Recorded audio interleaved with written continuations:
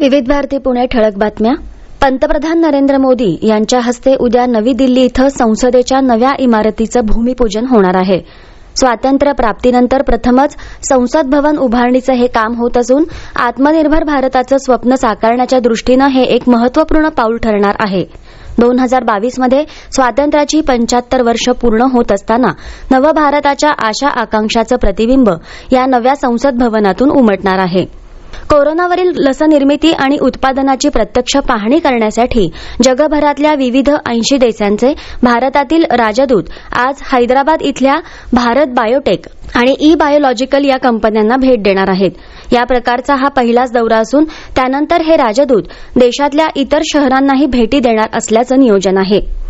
पुणे जिल्ह्यात काल कोविड-19च्या 576 नवीन रुग्णांची नोंद झाली. त्यामुळे जिल्ह्यातल्या एकंदर कोरोनाबाधितांची संख्या 3,58,945 वर पोहोचली आहे. कोविड-19मुळे काल जिल्ह्यातल्या 8 रुग्णांच्या मृत्यूची नोंद झाली असून जिल्ह्यातल्या आतापर्यंतच्या मृतांची संख्या 7,582 झाली आहे.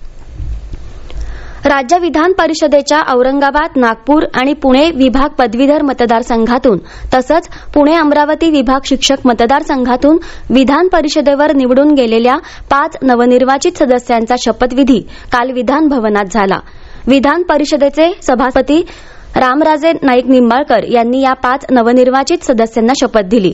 पुणे विभाग पदवीधर मतदारसंघातून निवडून आलेले राष्ट्रवादी काँग्रेसचे अरुण लाड आणि पुणे विभाग शिक्षक मतदारसंघातून निवडून आलेले काँग्रेसचे जयंत आसगावकर यांच्यासह अन्य तिघांनीही यावेळी आपल्या पदाची शपथ घेतली.